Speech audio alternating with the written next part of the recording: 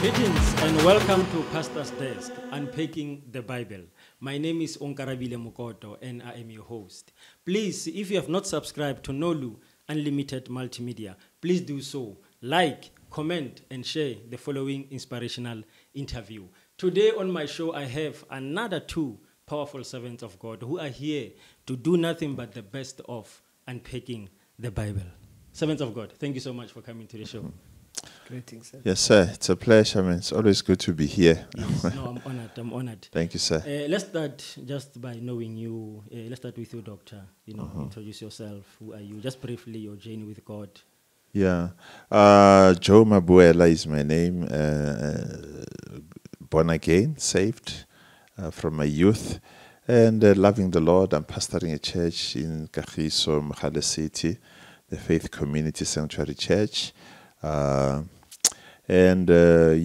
been serving the Lord since I think the age of 17, 18, up until now, and I've seen His faithfulness, I've seen His greatness. He's never let us down. I am married to a very beautiful lady, Zodwa. We are blessed with 3 children, 2 biological, 1 adopted, and we also have 2 grandkids. Yeah. Okay, thank you. Yes, sir. Awesome. Greetings, everyone. My name is Lebogang, Lebeko. I'm from Randfontein. I'm also born again. I'm a pastor of a church called Zion Center. And yes, I'm married to Tulufelo, and we have 2 children. Thank you. I think that's Okay. I'm a banker also, I must say. Okay. Yeah. Yes, I'm a banker professionally, and I'm pastoring also. Okay. Thank you. You know, when you say you're a banker, you remind me. I had another guest who was also a banker, but he did not want to mention that he's a banker. I said, no, I can't mention that in BT and stuff. So I'm just reminding me. Okay, thank you so much once again. Yes, and sir. Please, let's just go to our topic Right. that we're going to unpack today. Full-time versus part-time ministry. You know, it has been an issue when it comes to such topic of saying, as a man of God, do you go to ministry full-time? Do you go to ministry part-time? You know, disadvantage of full-time, advantages of, all such issues around that. So I want us to unpack and hear what does the Bible say about that, full-time versus part-time ministry. Dr. Joe, let's start with you. Yeah. Well, look, those terminologies are man-made. Full-time, part-time, terms. Okay. These are not terms that you find in the Bible, that this one is full-time, this one is part-time. There are no terms like that in the Bible. So these are terms that we coined in order to describe a particular phenomenon, a particular setup, a setup where we say, if a guy like Joe Mabuela, who from high school, matric, went to Bible school, and then went to serve in the ministry, and never worked, never at Samailo Maketa, and then he started working for God in terms of the church being there, we said he's full-time. And then you have a guy that comes and say, I'm working, go Nedbank.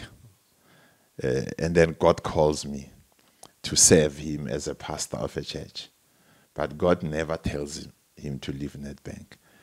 And then, because we don't know how to describe his situation, we say, Jidao part-time, So now he's part-time. Because Uko bank and then, but if you then look at the entire picture, you realize he has more impact in the ministry, Ali part-time than Nagili full-time, because I'm only using 20% of my time. He's using 50, 60% of his time. The little time he has, engaged ministry-wise, outside of the workplace, he has more impact than. But he's also had impact in the workplace. Matter of fact, we could actually look at him and say, but when you are not supposed to be even pastoring, because the results you are having in the corporate for God are more than what you are having compared to Rona. You understand? So what I'm saying is those terms are man-made. You have to look at the context. You have to look at the calling a person. There are people that are called for the corporate, you know? And you can't say because he's only doing church on Sunday and then 90% of his time in the corporate or part-time. He's actually full-time, serving God in the corporate. That's full-time, you know? So why should we say he's part-time? Just because he only spends 10% of ministry time going to in the church world, you know?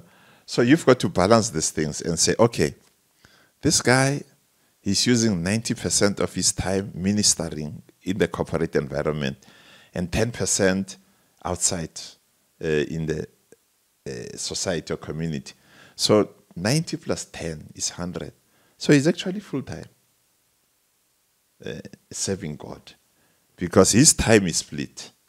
Of the full-time ministries in 90 ikam or 10 ikam. So 9 the full-time I'm in, 100 imo. We are both full-time. So who's part-time? Okay. Yeah, let's hear. You understand? Apostle, yeah. Yeah. Let's hear Apostle. Yeah. Lebogang. Yeah. Yeah, wow. Apostle, I must say, nicely articulated. What I would say myself is that, you know, I look at how Jesus called Peter, and you see how he called the 12, and you see Paul's type of calling. You know, Peter was told, leave everything you're doing, follow me, I will make you. And then you learn that God calls people differently. You know, Paul says, I press on towards the mark of a higher calling. Okay, and I have my personal description of that. He knew what he was talking about when he spoke about higher calling. Yeah. And my take, now, if you talk like that to someone like me, if there's a high, there's a low. Right. So there could be some other calling. Yes. You know? Yes. Yeah, there's a higher calling and then there's a lower calling. Why if there was just a calling? Primary and secondary. Yeah, you should have just said calling, you know, but higher calling. Yeah. So it tells me that there are things that God has given that there is a higher calling, and for me it says there's other callings. You know, there's other giftings or other tasks that you need to do. And rightfully said, as Dr. Joe was saying, I feel that, you know, sometimes we run other people's races in terms of full-time ministry or part-time ministry. I mean, I was ministering somewhere recently, and I said to them, actually, I'm so full-time. Right. I'm so full-time, and I think sometimes we get to confuse ourselves. You know, because we had somebody saying something and we made that the Bible. Yeah. And it's not the Bible. I've been persuaded many times, people asking me, when are you going full-time? And I'm thinking, oh, Lord. Yeah, but I'm full-time. I am so full-time, you know. I learned that I actually learned that banking is my calling. Yeah, I've embraced it. And to be honest with you, until the day I embraced banking, say, I am so fulfilled. Okay, I understood it's in line with God's purpose concerning my life. Right. Somebody, it may be acting. You know, you could be a pastor and then you are acting. You know, an actor, you may find that is part of your destiny, is part of your journey, is part of your call. Your scope. So it's part of your scope. And like I said earlier, Peter was told, leave everything, follow me. It was intentional. God wanted him to leave everything. Whereas Paul says to the church, he says, I've worked with my own hands. You know, we don't see Peter saying, hey guys, I've worked with my own hands to do whatever. You know, he was told to follow me, leave the fishes that you are, you know, fishing and all that, follow me. But Paul says, I've worked with my own hands. And, you know, Right. he said he was doing tents. Who else? I mean, what else do we know that he was doing to supply and help, you know, the people that he was working with? And ministering too. Yeah. And, you know, personally, I think that we need to or maybe I should put it, unlearn. Right. And learn. Yeah. You know, things go with dispensation. Right. And for example, if God calls Apostle Joe to leave everything he does and establish churches, you may find that God may not leave me in the same space. Yes. God may not call me to establish churches in the same space because churches are already established. Yes. But God might call me to move those churches forward. And then you realize that the demands of him calling Apostle Joe in the same space are different to mine being called in the same space. So sometimes we repeat what was not meant to be repeated. Yeah. Which I think that brings us to that point, context once again. Yeah. And to say that what is your ministry calling? What is your ministry gift? Yeah. You know? And you also have to realize, at the center of everything, it's well-being. Yeah. It's money. And why do I say that? It's because a guy who's in full-time, so-called full-time, might look at a guy who's in so-called part-time and say, hey, I will tell you, it's a new way, right? You know? And the Lebana ba gagwe ba tlhokomelegile, o na le di medical aid, da go spanning, o na le di pension, etc. Rona ka mo a rena tsona, you know? And so, all right, le nna e re ke zama-zame nyana, or maybe ko marketa nyana, you know? But the problem is, who said wena in that space you can't have what? Yeah. I was coming to that one, Moruti. Understand? Yeah, who said you cannot create that? Yeah. And which is something that we are saying to the pastors all the time. And saying, I mean, I'll give you a personal example. I've never done what he does, banking or whatever, you know. But I understand my calling. And preaching, probably makes about 5% of my calling. Sure. You know, just 5%. Sure. Pastoring, you know, as shepherding would make about 10% of my calling. There's another 85% of my calling. And I keep it, you know. And that includes a whole lot of other things. Speaking, motivational speaking, coaching, mentoring, you know, writing, etc. Sure. All those things, they form that. And how do you compare that 100%, you know? And then out of that, I am able to say, yeah, but I need medical aid. Yeah. You understand? I need the life covers, you know.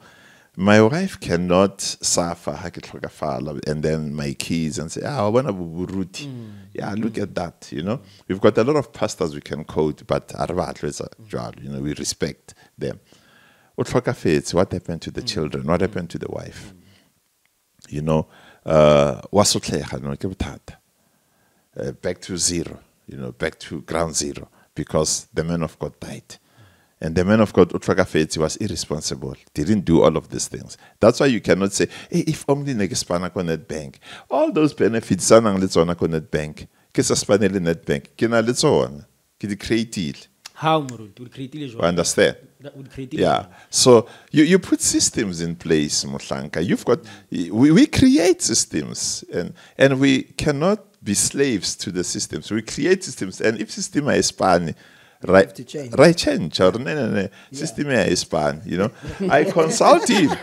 I ask him, hey, Mutlanka, man, when I go banking, man, our two man, rebatla the cavanya that's right, when I die. Msadi wa ka kore katsatsi la funeral yak. Kore a pele sfela. Yeah, and le khalla alle le fela o modimo. Why did it take you so long to call this man? Hey. Understand?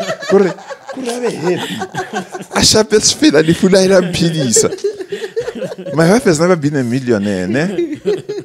But I can promise you, if I were to die today, she's going to become an instant multi-millionaire. Can I come in? I understand. Also, Apostle, Yeah. just there. Yes. I want to say it is known worldwide, or a lot of people know that many times people that are rich did not get rich because of maybe they worked hard. Yeah, yeah. A lot of times people who are rich is through insurance. Inheritance. Insurance and inheritances. Yes. Understand? So, and back to your point, if I know things that are needed and I don't know how to get them, I need to inquire. Ask. Another issue is, can I look at the pastor? Who's the pastor that is doing well? Or you may not know that he's doing well, but you see. You observe. You observe that this pastor is doing well. Can I not go ask that pastor? Yeah. Another issue is that people are not, are fearful of asking. Yeah. And maybe others are not that open to share information. Yeah. But, you don't have to only ask the pastor who's doing well. You can even ask in the bank. Right. How do I do it? Yes. And as well, if, let me just put something into perspective. You can, and I'm not sure if I should use the terms full-time and part-time, but since it's what we are talking about, you can be a full-time preacher, like Apostle Joe, for example, right? Which is actually part-time for him, by the way. Yeah, because I don't do that. Yeah, you're part-time. It's just a little bit of what I do. Yes. So, working for God, it's a full-time job. Let me also say that. You also check, Kukuti, what are other pastors doing? The Apostle Joe he mentioned a very important thing, shepherding. He's got a percentage in shepherding. Preaching, there's a percentage in that. And, working for God is also work. But there are times where that work is not sustaining you as a person. Example, we are having a crusade now, not long from today.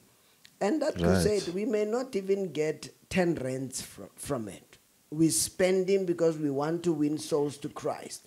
It's a sacrifice from us. All right? You can win children to the Lord. Yes, sir. They don't even tithe, for argument's sake. Yeah. They'll just come, probably, God-giving grace. If we start a church there, we start a church.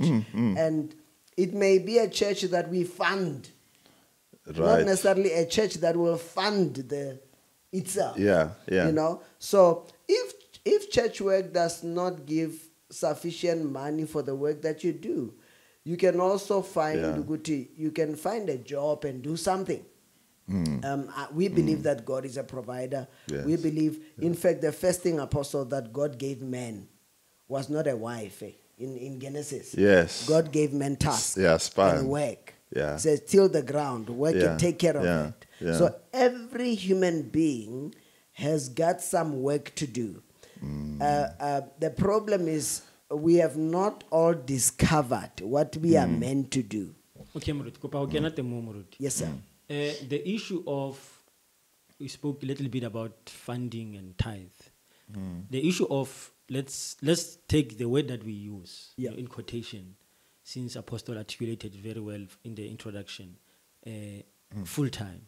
Yeah. Right. If you don't have span like banking and you're full-time, let's talk about the needs. Obviously, as a human being, you have needs. You have children, as you have said, that need to go to school. You have a wife that need to be taken care of. Yes. Yeah.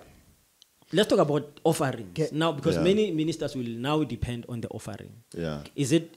But why do you want to depend on offerings? Because they say they are not working. And let me say something, Apostle. I'll share my own story as well. Yes. Around 2013, if not 2012, I had this fire and this feeling and this, for lack of better words, I'd call it that. And I remember praying to God, I want to go full-time. Yeah. You're hearing this full-time. And I said to God, I want to go full-time, this and that and that. Can I go full time? I remember the Lord coming to me and saying to me, you are selfish. And I kept this for 5 years after that experience.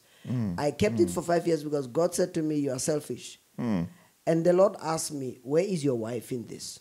You telling me about the fire you feel. Yeah. Where is your wife in this? You're right. Where is your child in this? You know? So like the Lord was discouraging me, technically.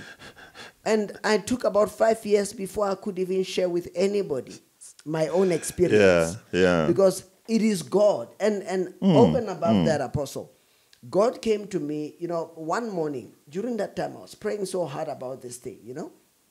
One morning, I woke up around 4 o'clock. And between 4 and 4:30, I fell into a deep sleep. And the Lord came to me and he said, 2 things I'm going to tell you. 1, you are sitting with the oil. 2, you will go full time. So sometimes God will also speak to you according to your understanding of the time. Yeah. So I knew it then. You know, it was God's intervention to say, time has not come yet to do that which you desire in your heart to do.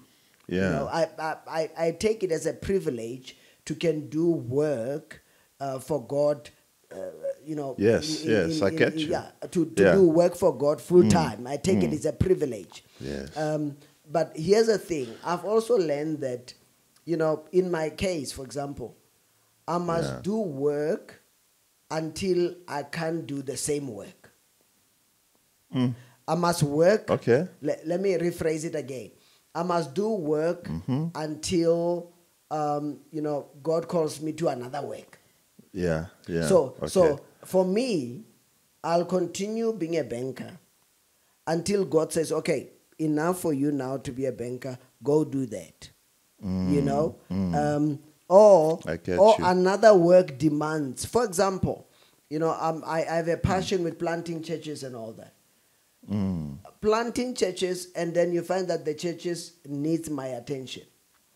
It might be the time where God says, okay, now focus on this. Yeah. You know what I'm saying? Yeah. But what I want to say is that specifically the Lord said to me, what about your wife? What about your child? And the Bible, Paul talks about it.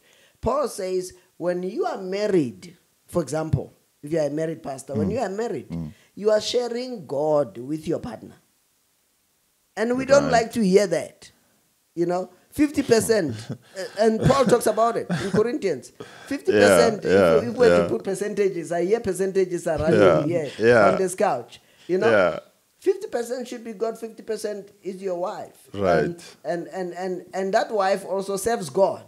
You know what I'm saying? So we need, probably the priorities around ministry are not right sometimes. Yeah. Where we are not looking into our well-being. Right. You know, we're only looking into preaching, all right, and passion. You know, we bring those powerful words, passion, fire, preaching, you know, and then we forget the necessary things that are important. I remember God said to me at some point, and which, by the way, Muruti, is a privilege to be hearing from God. I think that is another privilege. Yes, you know, if you can hear from God where God says to you, don't do that. It's a privilege. You know, so sometimes God will say to you, you know, this is not how I want you to do things. I want you to do that. And we must go with God. We must not bring God where we want him, you know, you went alone and you drag him to you know. And that's why today we find that some of the pastors are robbing people because they couldn't go and work, or they couldn't do what God wanted them to do, or they were wrongly advised. Because sometimes you can get a wrong advice from a pastor, and I've said it already. You can get the wrong advice from a pastor. So true. Example, I get 3 million. I go and get advice from a pastor who has not handled 100,000 or 60,000. Well, tithe will come up. Yes, it's a first thing. We know. You know, I'm a tithe believer. Tithe will come up. But what about the remaining, the 90% there? So you don't need a pastor for that. You need a banker. Who will tell you, okay, if you put it here, you're gonna get interest. Right. If you put it there, understand. And sometimes people don't go for advisors. I mean, many times I even call Pastor Joe himself and I say, Muruti, can you help me? Advise me on 1 or 2, 3 things, you know? So we need to always ask Kuba Abapambili to really... which is true. I mean, the issue of mentoring, fathering, coaching, you know, comes in there where pastors need that. And you mentioned the issue of the offerings and say, and my take would be, why do I need to live on offerings when I'm the one that's supposed to be, you know, offering the work? You know what they say, Muruti? Yeah. They quote the scripture that when Paul said, those who preach the gospel should live. Yeah. I know how that scripture has been misused and abused. I know how that scripture has been used for personal gain. And the truth of the matter is we are custodians, we are stewards. God must entrust me with monies to can push his work, you know, not the monies from there to can push my life. We will be poor. We will remain poor if we are waiting on people to offer and people to give. We're going to remain poor the rest of our lives. And for people to give into a poverty-stricken situation, they are sowing seeds into poverty, they're going to reap poverty. Sure. That's why it doesn't work like that.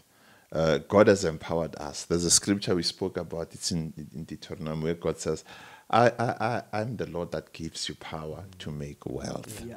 Now, what is that power? In other words, I gave you the strength. What is my strength that should make me wealthy? So wealthy that I should actually finance the church. You know, not for the church to finance me. Yeah. That is why now there is no church member, church elder, church leader that can claim you or that can say, we've made you. There is none of them can actually say, without us, you are going to suffer. Actually, I can look at the church and say, without me, that church is going to die. That church is going to suffer without me. You know? And just to probably, I don't know, we will wrap it up now, but I always challenge pastors in some of my sessions that we do, because we do a lot of coaching for pastors. And I create a scenario, and I say to pastors, Baruti, I'm gonna do the maths with you now. You know, I've got my calculator here, and I say to them, Baruti, you only have 52 Sundays. Right? 52 Sundays out of 365 days. Tell me if you are still full time. Yeah. If you are full time, then you have to be preaching 365 days. Then you are full time. Like a guy who's full time, who wakes up every day 9 to 5 hours spanning. Well, now you're only Sunday. Half it's out claim or full time. Pila awards why you are lazy. You're lazy to work.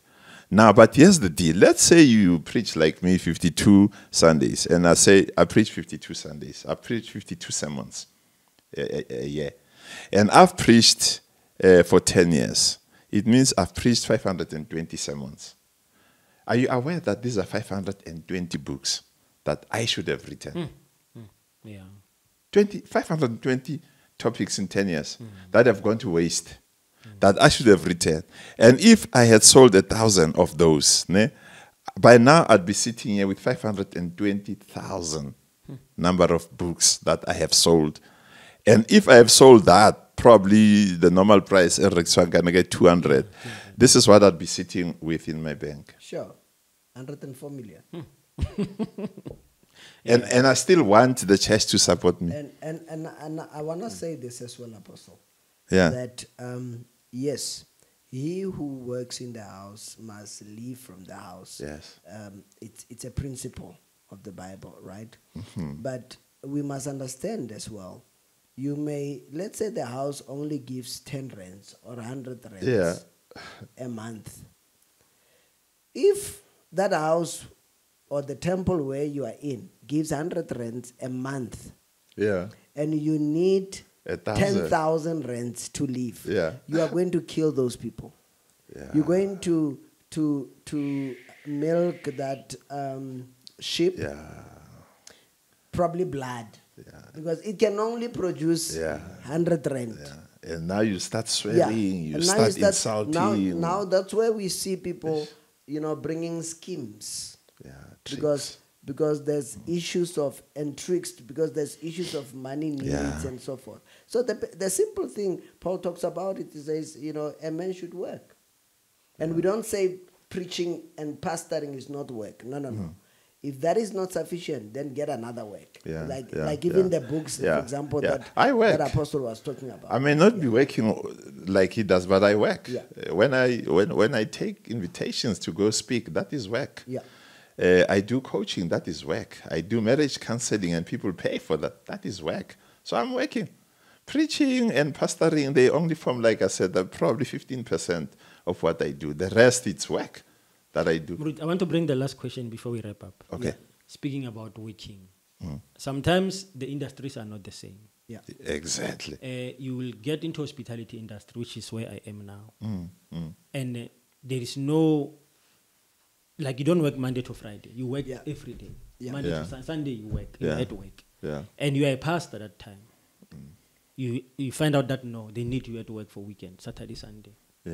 That 52 weeks now is being reduced. You see, mindset. The problem is somebody told you that because you are a pastor, you must be a church. You must be a church every Sunday at the mission house because you are a pastor or father. So to be more, but commissioning, etc. But nobody told you that you can multiply yourself. Nobody told you that you are not supposed to be doing the work of the ministry. They're supposed to be the fivefold in the local church. You're supposed to be the one that equips and empowers them for the work of the ministry, you know. I don't know when was the last time I buried a person, maybe COVID, etc. But people die. And I've got leaders. They bury, they baptize. I mean, imagine,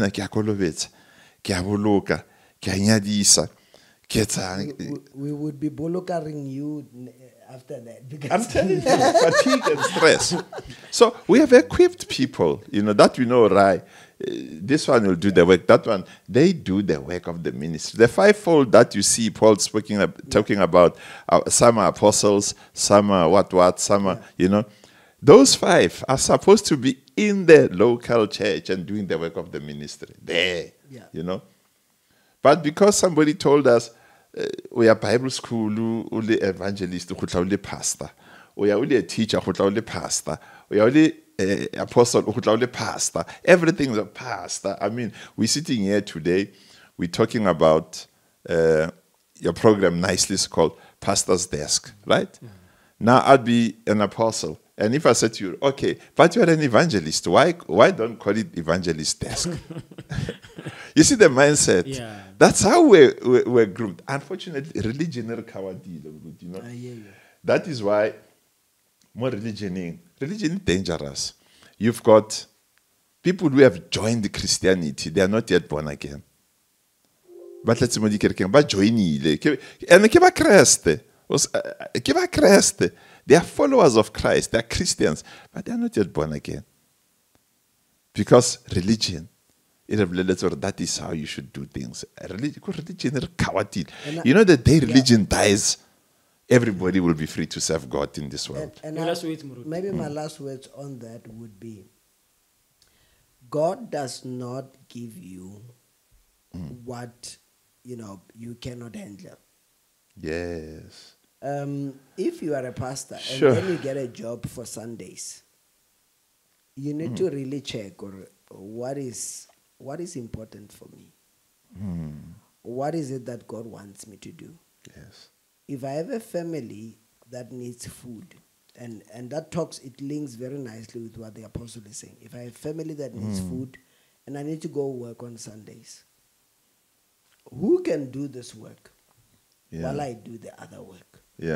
Because I think I must win my family, you know, in terms of their well-being. I must win them to the Lord and so forth. So I want to bring this element that says God cannot give you what you cannot handle. You can't ever. Right now we are living in the retail days. Let's talk about that. Yes. Right. Banking, for example, is no longer like in the past. We open on Sunday. We open Saturdays. Some banks open weekends, holidays. You know. So what do? We should also change. That's why church should not be a Sunday thing. Exactly. You know. What do we do for people who are working Sundays. Yeah, So when do yeah. they attend church? Yeah. So we need to diversify and really get to change and True, be relevant to the times we live in. Yeah. You know, That's a- you remind me, you know, one day I said to another person, and he said to me, hey, you've not been coming to church. And we had during, the services during the week, and I'd been coming every Wednesday. Yeah. You know? But this person says, you've not been coming to church. I mean, what do you mean? Yeah. I've been coming to church. He said, no. Yeah. But on Sunday, I said, no. Yeah. So When the church I is understand, Sunday. exactly. Yeah. So I understand what you are saying. Got you, man. No, Servants of God, thank you so much. Unfortunately, sir. time is not on our side. I wish you could continue, but unfortunately, we have to stop it here. Yes, so sir. thank you so much for this session. Thank you. Bless you, sir. Ladies and gentlemen, we have come to the end of our show. You are watching Pastor's Desk and Unpacking the Bible, a show where we prepare God's people for the works of service until the body of Christ may be built up. Please, let's meet next time, same place, same time on Nolu Unlimited Multimedia. God bless.